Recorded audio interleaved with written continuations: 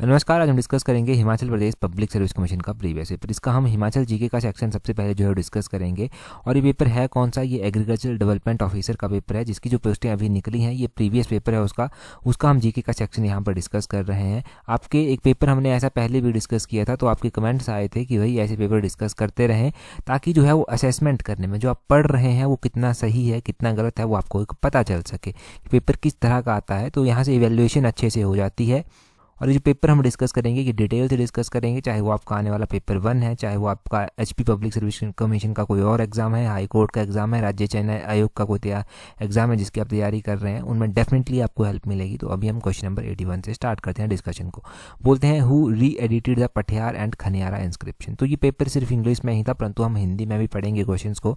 बोलते हैं कि पठियार और खनियारा की जो इंस्क्रिप्शन हैं, वहाँ के जो शिलालेख हैं, उनको फिर से री एडिट किसने किया, फिर से उनको एडिट किसने किया था? तो उनको एडिट किया गया था स्टैन नॉन के द्वारा। ऑप्शन डी जो है वो सही आंसर हो जाएगा।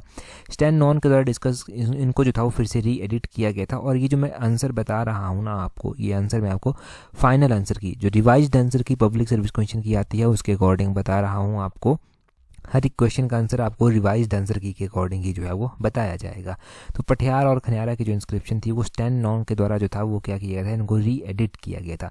अब क्वेश्चन क्या क्या पूछे जाते हैं? क्वेश्चन एक तो ये पूछा जाता है, सिंपल सा क्वेश्चन अगर पूछना हो कि ये पठियार और खनियारा पढ़ते कहाँ पर है, तो खनियारा और पठियार जो है वो डिस्ट्रिक्ट कांगड़ा में जो है वो आते हैं, जहाँ पर अलग अलग शिलालेख जो है वो देखने को मिलते हैं। एक क्वेश्चन पूछा गया था कि पठियार और खनियारा के जो इंस्क्रिप्शन हैं वो कौन सी भाषा में थे, तो खनियारा और पठियार के जो इंस्क्रिप्शन थे वो ब्राह्मी भाषा में जो है वो देखने को मिले थे। ब्राह्मी लैंग्वेज जो था वो उनके ऊपर इंस्क्राइब थी, तो ये ब्राह्मी भाषा आपने एक ध्यान रखनी है। दूसरा आपने ध्यान रखना है कि हिमाचल प्रदेश में इस तरह के अलग अलग शिलालेख देखने को मिले, तो इस तरह के शिलालेख कहाँ पर मिलेंगे? जैसे कि चंबा का जो म्यूजियम है, हिमाचल प्रदेश का सबसे पुराना म्यूजियम है डिस्ट्रिक्ट चंबा में, जिसका नाम है भूरी सिंह म्यूजियम। 1908 में उसकी स्थापना की गई थी। वहाँ पर ऐसे बहुत सारे अभिलेख जो हैं वो देखने को मिल जाएंगे जो कि शारदा और टांकरी भाषा में जो है वो लिखे गए हैं। तो एक तो वो म्यूजियम हो गया। कुछ हमारे पास कॉइन्स मिलते हैं, सिक्के मिलते हैं हमारे पास, तो सिक्के जो हमारे पास मिलते हैं वो भी हमें देखने को मिल जाएंगे। शिमला में जो स्टेट म्यूजियम है वहाँ पर देखने को, भूरी सिंह म्यूजियम में वो सिक्के देखने को मिल जाएंगे जो कि औदंबरों को, कुनित जो हुआ करते थे, कुल्लूत राज्य जो था, त्रिगर्त राज्य जो था, वहाँ के सिक्के जो हैं ये सारे के सारे देखने को मिलते हैं। और एक और क्वेश्चन पूछा जाता है कि एक और खनियारा में जो था वो एक सिक्का मिला था, वो किसका सिक्का था? खनियारा में एक सिक्का मिला था जो कि कनिष्क का था। कनिष्क का सिक्का खनियारा में देखने को मिला है। कुषाणों के भी सिक्के हमें देखने को मिलते हैं, तो कुषाणों के बहुत सारे सिक्के मिले थे, लगभग 40 के करीब सिक्के मिले थे उनके। वो कालका और कसौली सड़क के किनारे इनके वहीं उसी रोड पर कहीं पर मिले थे, कालका कसौली में ही। तो वो आपने सारा यहाँ से नोट करना डाटा। अगला क्वेश्चन देखिए, 82 नंबर क्वेश्चन। बोलते हैं which raja of Chamba placed a brazen idol in the carved temple at Brahmapura around 700 AD। तो बोलते हैं कि चंबा में किस राजा ने जो है, भरमौर में एक मंदिर है वहाँ पर जो है वो तांबे की यानी कि ब्रॉन्ज की एक मूर्ति जो था वो स्थापित करवाई थी। तो ब्रॉन्ज की एक मूर्ति 700 AD के आसपास जो था वो यहाँ पर स्थापित करवाई गई थी। और 700 AD के आसपास की जब बात की जा रही थी तो उस टाइम राजा मेरुवर्मन जो था वो हुआ करते थे, जिनके द्वारा ये किया गया था चंबा में। राजा मेरुवर्मन का आपने ध्यान रखना है कि इनके द्वारा जो था ये करवाई गई थी वहाँ पर चंबा में। अगर हम चंबा में मंदिरों की बात करते हैं तो हमें बहुत सारे ऐसे मंदिर देखने को मिल जाएंगे जो राजा मेरुवर्मन के द्वारा जो था वो डिस्ट्रिक्ट चंबा में जो था वो बनवाए गए थे। मेरुवर्मन का जब शासन था तो उनके शासनकाल के दौरान एक कलाकार हुआ करते थे, या फिर मिस्त्री टाइप में आप कह लीजिए, जिनका नाम गुग्गा था। जो गुग्गा शिल्पकार थे वो बहुत ही प्रसिद्ध हुआ करते थे और उनके द्वारा बहुत सारे मंदिरों में जो था वो कंट्रीब्यूट किया गया।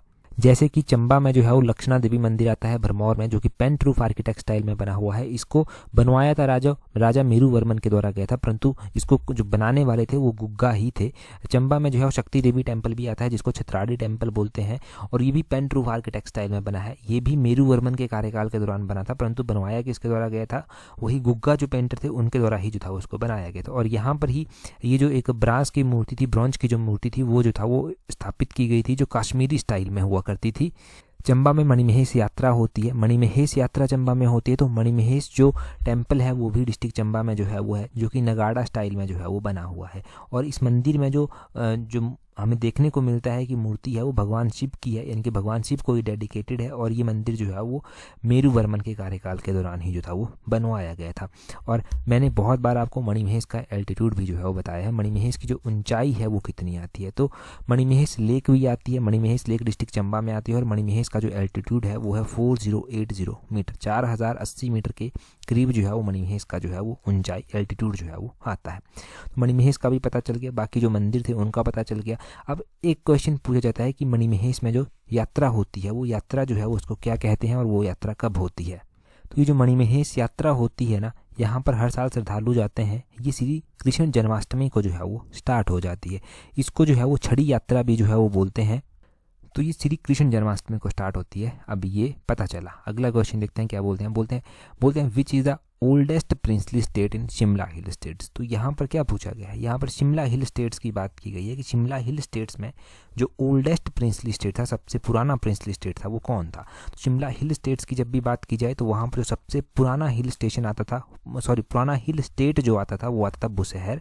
ऑप्शन डी जो है वो सही आंसर है। बुशहर की स्थापना किसके द्वारा की गई थी। जब भी आप हिस्ट्री पढ़ते हैं बुशहर की तो पता चलता है कि बुशहर की जो वंशज हैं वो हमें श्री कृष्ण के पुत्र देखने को मिलते हैं। प्रद्युम्न जिनका नाम था, तो प्रद्युम्न के द्वारा जो था वो बुशहर की यात्रा जो था वो की गई थी।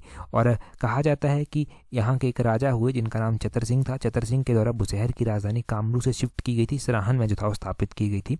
कामरू वैसे जो है वो किन्नौर में पड़ता है। तो अभी हमने पिछले कल ही हिमाचल प्रदेश का किन्नौर डिस्ट्रिक्ट, हिमाचल प्रदेश का कुल्लू डिस्ट्रिक्ट, हिमाचल प्रदेश का लाहौल स्पीति डिस्ट्रिक्ट, हिमाचल प्रदेश का मंडी डिस्ट्रिक्ट, इनकी जो हिस्ट्री है, इनकी जो जियोग्राफी है वो डिस्कस की है। और उसकी पीडीएफ सॉल्व्ड अनसॉल्व्ड और उसका वीडियो एक्सप्लेनेशन आपके साथ टेस्ट सीरीज ग्रुप में जो है वो शेयर किया है। अब जिन्होंने टेस्ट सीरीज ज्वाइन की है तो उनको याद आ गया होगा कि चतर सिंह ये राजा थे जिनके द्वारा कामरू से सराहन को राजधानी शिफ्ट की गई थी। और एक राजा और हुए जिनका नाम राम सिंह था। राम सिंह जो था वो बुशहर के राजा थे। राम सिंह के द्वारा जो था वो सराहन से भी कैपिटल को शिफ्ट कर दिया गया। सराहन से इनके द्वारा कैपिटल शिफ्ट की गई और रामपुर में जो था वो अपनी राजधानी जो था वो बनाई गई थी। और चंबा के राजा थे केहरी सिंह। केहरी सिंह को अजानुबाहु कहा जाता था और इनको छत्रपति की उपाधि दी गई थी औरंगजेब के द्वारा। तो ये लवी का मेला जो होता है रामपुर में वो किसके द्वारा स्टार्ट करवाया गया था, वो भी केहरी सिंह के द्वारा ही स्टार्ट करवाया गया था। जब 1857 का विद्रोह होता है ना, तो बुशहर एकमात्र ऐसा पहाड़ी राज्य था जिसने अंग्रेजों की सहायता नहीं की थी। उसने अंग्रेजों की सहायता नहीं की थी। अंग्रेजों ने चाहा भी कि बुशहर से बदला लिया जाए, परंतु वो कुछ और एक्टिविटीज़ में उलझ गए और बदला भी नहीं ले पाए। और केहरी जो उस टाइम राजा हुआ करते थे जिनका नाम शमशेर सिंह था, उन्होंने अंग्रेजों की सहायता नहीं की। और बुशहर के जो अंतिम शासक आते हैं वो राजा पदम सिंह जो है वो आते हैं। अगर शिमला हिल स्टेट्स में आप बात करेंगे तो in term of area Bushahr सबसे बड़ी रियासत भी थी। ये ओल्डेस्ट तो थी ही थी, परंतु लार्जेस्ट भी यही थी इन टर्म ऑफ एरिया, लार्जेस्ट भी यही थी। तो ये सारे क्वेश्चन क्लियर हुए। अगले क्वेश्चन में क्या बोलते हैं eight which place in Sirmaur district is Balasundari temple. तो सिरमौर में है माता बालासुंदरी जी का मंदिर। बोलते हैं सिरमौर में ये माता बालासुंदरी जी का मंदिर जो है वो कहाँ पर स्थित है। तो सिरमौर के त्रिलोकपुर में ये मंदिर जो है वो स्थित है। कहाँ पर, सिरमौर के त्रिलोकपुर में। ऑप्शन ए जो है वो सही आंसर होगा। इस मंदिर को त्रिलोकपुर मंदिर भी कहा जाता है। कई बार सिंपली क्वेश्चन पूछ जाता है कि त्रिलोकपुर मंदिर जो है वो कहाँ पर स्थित है। तो त्रिलोकपुर मंदिर सिरमौर में स्थित है। और इसकी स्थापना किसके द्वारा करवाई गई थी। इसकी स्थापना जो था जो राजा दीप प्रकाश के द्वारा जो था वो करवाई गई थी। दीप प्रकाश एक राजा थे जिनके द्वारा इसकी स्थापना करवाई गई थी। और कब करवाई गई थी, तो 1573 में इसकी स्थापना जो था वो करवाई गई थी। दूसरा यहाँ पर ध्यान रखना है कि कई बार क्वेश्चन पूछते हैं कि ये जो त्रिलोकपुर मंदिर है यहाँ पर किस भगवान की मूर्ति है। तो यहाँ पर माता बालासुंदरी की मूर्ति जो है वो है। तो ये ध्यान रखना है कि यहाँ पर किसकी मूर्ति है, माता बालासुंदरी की मूर्ति जो है वो यहाँ पर है। इनको 84 घंटों वाली माता भी जो है वो बोलते हैं। ठीक है जी। तो ये आपको सिरमौर के त्रिलोकपुर मंदिर के बारे में पता चला। सिरमौर में हमें देखने को क्या मिलता है, हमें सिरमौर में चूड़धार देखने को मिलती है। तो सिंपल सा क्वेश्चन है, चूड़धार जो है ऐसा तो नहीं पूछेगा एग्जामिनर की चूड़धार कहाँ पर है। एग्जामिनर पूछेगा चूड़धार का जो एल्टीट्यूड है, उसकी जो हाइट है वो कितनी है। तो चूड़धार का एल्टीट्यूड है 3647 मीटर, 3647 मीटर जो है वो चूड़धार का एल्टीट्यूड है। अच्छा, चूड़धार का एल्टीट्यूड इतना है, चलो सही बात हो गई। एक और क्वेश्चन पूछते हैं कि चूड़धार में कौन सा मंदिर है। तो चूड़धार पर जो है वो श्रीगुल मंदिर है। श्रीगुल महाराज जी का मंदिर जो है वो यहाँ पर स्थित है।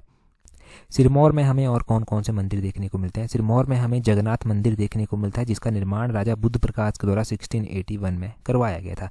यहाँ पर सावन द्वादशी का मेला भी जो है वो लगता है। सिरमौर में भी हमें एक रेणुका मंदिर देखने को मिलता है जो कि रेणुका लेक के साथ ही जो है वो स्थित है, और इसका निर्माण जो था वो महात्मा प्रायानंद ब्रह्मचारी जी के द्वारा जो था वो करवाया गया था। सिरमौर में कटाशन देवी का मंदिर देखने को मिलता है, इसका निर्माण सिरमौर के राजा जगत प्रकाश के द्वारा करवाया गया था। एक लक्ष्मी नारायण टेम्पल हमने पढ़ लिया चंबा का, परंतु एक लक्ष्मी नारायण मंदिर डिस्ट्रिक्ट सिरमौर के नाहन में भी स्थित है, जिसका निर्माण 1708 में वहाँ के राजा भूप प्रकाश के द्वारा जो था वो करवाया गया था।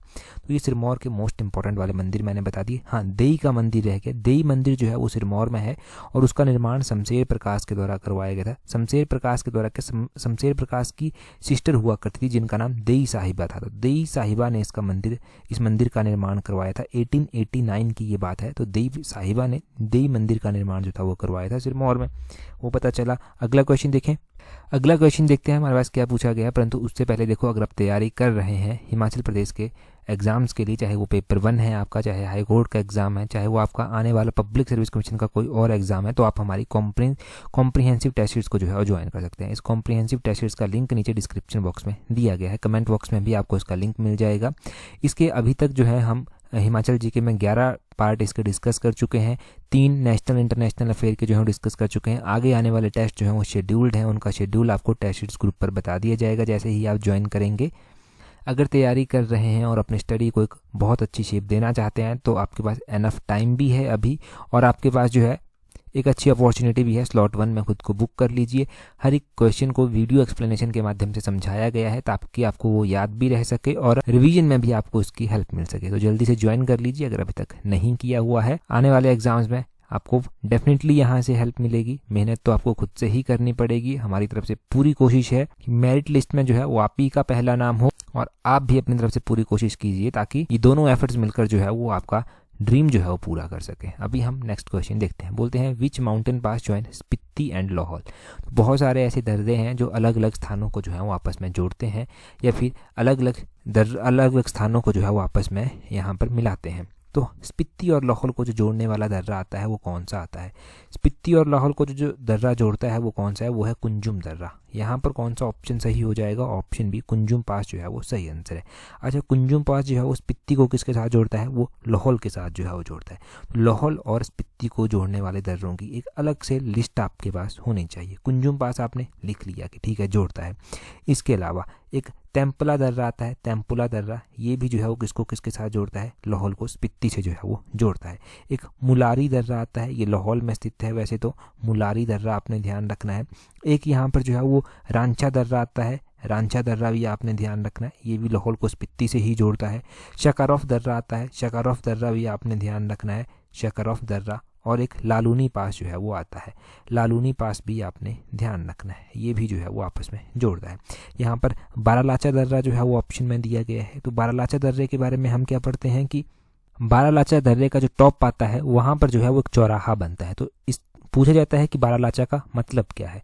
तो उसका मतलब ही ये है शिखर पर चौराहा। यहाँ पर जो है वो अलग अलग सड़कें अलग अलग जगह से आती हैं और यहाँ पर आकर जो है वो मिलती हैं।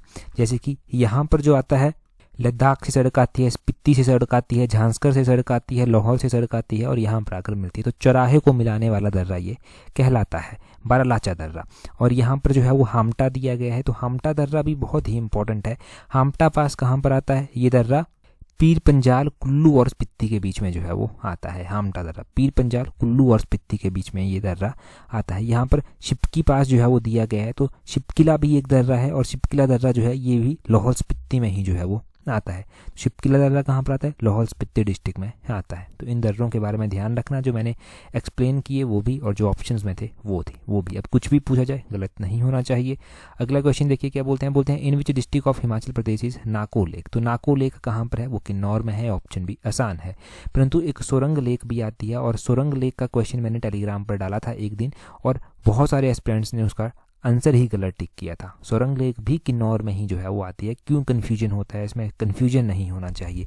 एक लेक तो आप याद रख लेते हैं, नाको लेक। नाको लेक तो चलो ठीक है, ये आती है कहाँ पर? किन्नौर में। परंतु सोरंग लेक भी अब ध्यान रखनी है, ये भी जो है वो किन्नौर में ही जो है वो आती है। नाको लेक कितनी ऊंचाई पर स्थित है? क्वेश्चन टफ करना हो तो ये पूछ लेंगे। तो नाको लेक जो है वो 3662 मीटर एल्टीट्यूड पर जो है वो स्थित है ये नाको लेक। तो नाको लेक का एल्टीट्यूड आपको पता चल गया। तो किन्नौर की तो ये मुख्य 2 ही लेक्स हैं, परंतु हमारे पास मंडी ऑप्शन में दिया गया है। मंडी में कौन कौन सी लेक्स आती हैं? अगर हम मंडी डिस्ट्रिक्ट की बात करते हैं तो यहाँ पर तो पराशर लेक आती है, रिवाल्सर लेक आती है, पंडोह लेक आती है, ये तो याद रह जाती हैं। इसके अलावा यहाँ पर कुंतभ्यूग झील आती है, कलाशर झील आती है, यहाँ पर जो है वो कुमारवाह झील आती है, यहाँ पर सुखसाद झील आती है, तो ये भी मंडी में ही आती हैं। यहाँ पर ऑप्शन में लाहौल स्पीति दिया गया है, तो लाहौल स्पीति की सूरजताल और चंद्रताल ये तो याद रह जाती हैं कि सूरजताल झील लाहौल स्पीति में है, चंद्रताल भी लाहौल स्पीति में है। यूनामसो झील कहाँ पर आती है? वो भी लाहौल स्पीति में है। एक विशाल ताल झील आती है, वो भी लाहौल स्पीति में है, और एक दीपक ताल झील आती है, वो भी लाहौल स्पीति में है। यहाँ पर ऑप्शन में चंबा दिया गया है। अगर हम चंबा की लेक्स की बात करते हैं तो मणिमहेश लेक चंबा में आती है, जो कि 4080 मीटर एल्टीट्यूड पर स्थित है। हमने ऊपर बढ़ा। चंबा में जो है वो लामा डल झील आती है, जो कि 7 झीलों का समूह है। चंबा में खजियार झील भी आती है, और खजियार को मिनी स्विट्जरलैंड भी कहा जाता है। मिनी स्विट्जरलैंड खजियार को जो था वो WP ब्लेजर के द्वारा कहा गया था 1992 में। चंबा में जो है वो घड़ासरू झील आती है, चंबा में जो है वो चंद्रकूप झील आती है, और चंबा में महाकाली झील जो है वो आती है। तो चंबा की भी झीलें आपने याद रखनी है। अच्छा, चंबा की भी होगी, लाहौल स्पीति की भी, मंडी की भी, किन्नौर की भी हो गई। ऊपर हमने जो हामटा पास पढ़ा ना, हामटा पास के बारे में एक और बात ध्यान रखनी है। जैसे मैंने बताया ना कि ये कुल्लू, पीर पंजाल और स्पीति को आपस में जोड़ता है। कई बार क्वेश्चन पूछ लेते हैं कि कौन सा दर्रा जो है वो मनाली को लाहौल से जोड़ता है, तो ये हामटा पास ही है जो मनाली को लाहौल से जोड़ता है। तो कंफ्यूज मत हो जाना कहीं कि मैंने क्या बताया था और मैंने इतना ही बताया था, तो ये भी क्वेश्चन बन गया। अब ये भी क्वेश्चन इंपॉर्टेंट हो गया। अगले क्वेश्चन में बोलते हैं 87 में बोलते हैं in which district of Himachal Pradesh Majathal wildlife sanctuary. तो बोलते हैं ये मजथाल वाइल्ड लाइफ सेंचुरी कहाँ पर आती है। वाइल्ड लाइफ सेंचुरी जो है ये वन्य जीव अभ्यारण्य है मजथाल, और ये कहाँ पर कौन से जिले में जो है वो आता है। वैसे तो हम क्या पढ़ते हैं, सोलन डिस्ट्रिक्ट में ये जो है वो आती है। मुख्य रूप से इसका हिस्सा जो है वो सोलन डिस्ट्रिक्ट में पड़ता है, परंतु यहाँ पर भी सोलन दिया गया है, यहाँ पर भी सोलन दिया गया है। अब ये सोलन के साथ एक और डिस्ट्रिक्ट के साथ जो है वो बाउंड्री लगाती है। वो कौन सा डिस्ट्रिक्ट जो है वो आता है, सोलन के साथ ये शिमला के साथ लगती है। सोलन और शिमला के बीच में ये आती है, तो ऑप्शन बी जो है वो इसका सही आंसर होगा। मछथाल वाइल्ड लाइफ सेंचुरी इंपॉर्टेंट है। लगभग 1962 में इसको एस्टेबलाइज किया गया था, और इसका जो एरिया है वो 40 स्क्वायर किलोमीटर के करीब जो है वो इसका एरिया आता है। तो मजथाल वाइल्ड लाइफ सेंचुरी फेवरेट रही है वैसे पब्लिक सर्विस कमीशन की। पूछ लेते हैं पब्लिक सर्विस कमीशन वाले इसको। और जब जो सबसे छोटी वाइल्ड लाइफ सेंचुरी है हिमाचल प्रदेश की वो है शिल्ली वाइल्ड लाइफ सेंचुरी। ये जो शिल्ली वाइल्ड लाइफ सेंचुरी आती है ये कहाँ पर आती है, ये शिल्ली वाइल्ड लाइफ सेंचुरी जो है वो डिस्ट्रिक्ट सोलन में ही आती है। शिल्ली के अलावा सबसे बड़ी wild life sanctuary Himachal Pradesh की जो है वो है किब्बर वाइल्ड लाइफ सेंचुरी, जो कि लाहौल स्पीति में जो है वो आती है। अब हम बात करते हैं यहाँ पर सोलन डिस्ट्रिक्ट की कि यहाँ पर और कौन कौन सी वाइल्ड लाइफ सेंचुरीज आती हैं। एक आपने शिल्ली वाइल्ड लाइफ सेंचुरी पढ़ ली, एक आपने मजथाल वाइल्ड लाइफ सेंचुरी पढ़ ली, एक यहाँ पर चाइल वाइल्ड लाइफ सेंचुरी भी आती है। चाइल वही स्थान है जहाँ पर जो है वो एशिया का हाईएस्ट क्रिकेट ग्राउंड है। और एक दाड़लाघाट वाइल्ड लाइफ सेंचुरी भी आती है, ये भी डिस्ट्रिक्ट सोलन में आती है। शिमला की अगर हम बात करते हैं तो शिमला में जो है वो एक तालरा वाइल्ड लाइफ सेंचुरी हमें देखने को मिलती है। शिमला में ही हमें द्रांग घाटी वाइल्ड लाइफ सेंचुरी जो है वो देखने को मिलती है। तो शिमला की Daranghati wildlife sanctuary, Talra wildlife sanctuary, ये दोनों आपने ध्यान रखनी है। ठीक है, इतना ही हम यहाँ से ध्यान रखेंगे। बिलासपुर की अगर हम बात करें तो बिलासपुर में तो हमें ऐसे तो गोविंद सागर wild life sanctuary, Naina Devi wild life sanctuary देखने को मिल जाती है। और किन्नौर की अगर हम बात करें कि किन्नौर में कौन सी वाइल्ड लाइफ सेंचुरी आती है, तो किन्नौर में रूपी भाभा वाइल्ड लाइफ सेंचुरी आती है, Raksham Chitkul wild life sanctuary आती है, और लिप्पा असरंग वाइल्ड लाइफ सेंचुरी जो है वो यहाँ पर आती है। तो हमारे पास लगभग ये जो ऑप्शंस में जो भी डिस्ट्रिक्ट दिए गए थे वो सारे ही क्लियर हो गए, सारे ही डिस्ट्रिक्ट हमने पढ़ लिए। आगे बोलते हैं which of the following hydro power project is in private sector. तो इनमें से कौन सा हाइड्रो इलेक्ट्रिक प्रोजेक्ट ऐसा है जो कि प्राइवेट सेक्टर में जो है वो स्थित है। अब कुछ एक प्राइवेट हाइड्रो इलेक्ट्रिक प्रोजेक्ट ऐसे होते हैं जिनको सरकार वो करती है, सरकार जो है उनका खर्चा पानी दे देती है, या कुछ वर्ल्ड बैंक से असिस्ट होते हैं। कुछ ऐसे होते हैं जो प्राइवेट लेवल पर खुद से जो है वो बनाए गए होते हैं। तो इनमें से जो है वो करछम वांगटू 88 का जो है वो ऑप्शन डी सही आंसर हो जाएगा। करछम वांगटू परियोजना ऐसी है जो कि प्राइवेट सेक्टर में जो है वो बनाई गई है। अच्छा, प्राइवेट सेक्टर में ये बनाई गई है, ये करछम वांगटू परियोजना कहाँ पर है, कितने मेगावाट की है। ये जो करछम वांगटू परियोजना है ये किन्नौर में स्थित है, सतलुज नदी पर जो है वो बनाई गई है, और 1000 मेगावाट की ये परियोजना है। ठीक है जी। थिरोट परियोजना कहाँ पर है, थिरोट परियोजना लाहौल स्पीति में आती है। कितने मेगावाट की है ये परियोजना, ये जो है वो परियोजना 4.5 मेगावाट की है। और थिरोट नाला है एक जहाँ पर ये, जिसके ऊपर ये बनी हुई है। यहाँ पर होली परियोजना दिया गया है। ये जो थिरोट परियोजना आती है ना लाहौल स्पीति की, ये HP गवर्नमेंट सेक्टर में जो है वो आती है। और यहाँ पर शिशु परियोजना दी गई है। शिशु परियोजना की अगर हम बात, शिशु परियोजना लाहौल स्पीति में जो है वो आती है। 0.10 मेगावाट की ये परियोजना है और इसको जो है वो Himachal Pradesh state electricity board limited जो है वो एग्जीक्यूट करता है। चेनाब रिवर बेसिन पर जो है वो बनी हुई है। वैसे शिशु भी एक जलधारा ही है। अगर हम होली परियोजना की बात करते हैं तो, और ये रावी नदी बेसिन पर जो है वो बनी हुई है। अब आप समझ गए होंगे चंबा डिस्ट्रिक्ट में जो है ये स्थित है।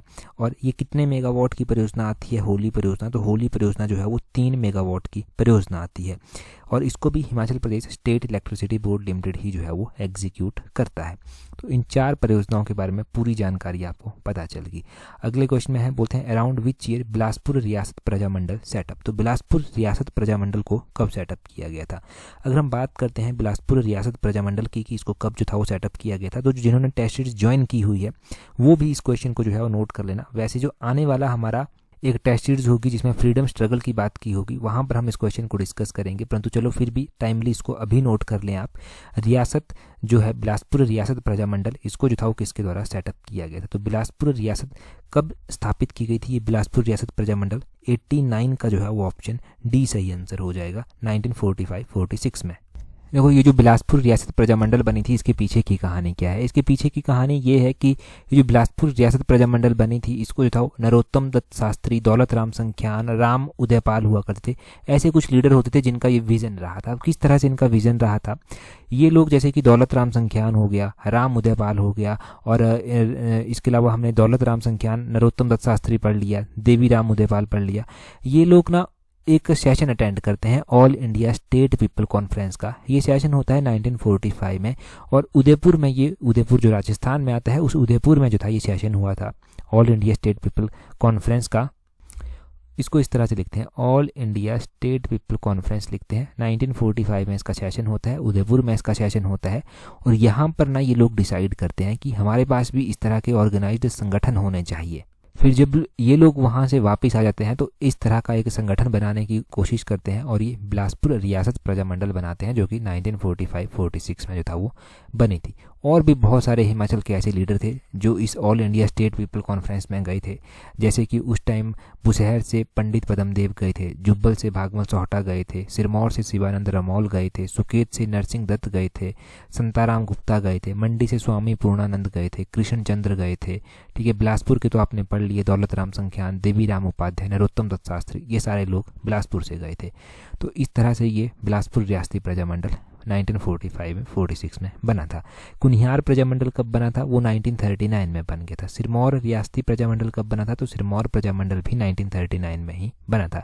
हिमालयन रियासती प्रजामंडल कब बना था? तो वो 1938 में बना था। हिमालयन रियासती प्रजामंडल पूछा जाता है एग्जाम में, तो वो ध्यान भी रखना है आपने कि हिमालयन रियासती प्रजामंडल 1938 में जो था वो बना था। तो ये सारा का सारा हो गया प्रजामंडल्स के बारे में। चलो आपसे एक क्वेश्चन यहाँ से पूछते हैं, आप जिस भी डिस्ट्रिक्ट से बिलोंग करते हैं आपको पता होना चाहिए कि आपके डिस्ट्रिक्ट में जो है वो कितने विधानसभा क्षेत्र जो है वो आते हैं। तो जल्दी से कमेंट करके बताइए आप जिस भी डिस्ट्रिक्ट से बिलोंग करते हैं वहाँ पर कितने विधानसभा क्षेत्र जो है वो आते हैं और आपका लोकसभा क्षेत्र जो है वो कौन सा आता है। डिस्ट्रिक्ट की तो चलो ज़रूरत नहीं, वो एग्जाम पॉइंट ऑफ व्यू से आपको पता है, इंपॉर्टेंट भी नहीं है, परंतु विधानसभा क्षेत्र इंपॉर्टेंट है कि कितने हैं आपके डिस्ट्रिक्ट में। विधानसभा क्षेत्रों का क्वेश्चन एग्जाम में बनता है। एक एग्जाम में एक बार क्या क्वेश्चन पूछा गया था कि कांग्रेस के प्रेजेंट टाइम में कितने एमएलए हैं। तो अभी हम प्रेजेंट टाइम में देखते हैं तो कांग्रेस के हमें 40 एमएलए देखने को मिलते हैं। अगर हम भारतीय जनता पार्टी की बात करते हैं तो उसके कितने, बाकी 28 एमएलए भारतीय जनता पार्टी के हैं। इंडिपेंडेंट एमएलए हमें कितने देखने को मिलते हैं? अभी एक भी इंडिपेंडेंट एमएलए नहीं है। कितनी महिला हमारे पास जो है वो एमएलए हैं? तो 3 महिला एमएलए हमारे पास यहाँ पर हैं। उनके नाम क्या क्या है? एक का नाम रीना कश्यप है, एक का नाम जो है वो कमलेश ठाकुर है, एक का नाम जो है वो अनुराधा है। तो इनके नाम आपने ध्यान रखना है, ये नाम एग्जाम में पूछे जाते हैं। तो अभी का क्वेश्चन समझ आया आपको क्या पूछना है। अगला क्वेश्चन तो है बेटी बचाओ बेटी पढ़ाओ के बारे में। बोलते हैं according to 2015-16 economic survey in which district of Himachal Pradesh Beti Bachao Beti Padhao campaign launched. तो उस टाइम ये लॉन्च किया गया था बेटी बचाओ बेटी पढ़ाओ कैंपेन। तो वो कहाँ पर लॉन्च किया गया था? वो ऊना डिस्ट्रिक्ट में लॉन्च किया गया था। तो उस हिसाब से ऊना इसका सही आंसर हो जाएगा, परंतु ये क्वेश्चन पुराना हो चुका है। यहाँ से क्वेश्चन जो बनेगा वो ये बनेगा कि बेटी बचाओ बेटी पढ़ाओ ये जो कैंपेन लॉन्च किया गया था कौन से ईयर में लॉन्च किया गया था? तो ये बेटी बचाओ बेटी पढ़ाओ योजना जो था वो कब लॉन्च की गई थी? ये 22 जनवरी 2015 को लॉन्च की गई थी। ये क्वेश्चन पूछा जा सकता है एग्जाम में, किस योजना को कब लॉन्च किया गया था। तो बस इतना ध्यान रखना है, 22 जनवरी 2015 को ये लॉन्च की गई थी। उस टाइम पूरे इंडिया के 100 डिस्ट्रिक्ट में इसको स्टार्ट किया गया था और हिमाचल का ऊना डिस्ट्रिक्ट वहाँ पर हुआ करता था। फिर उसके बाद तो एक्सटेंड कर दिया गया है बाकी डिस्ट्रिक्ट्स में भी।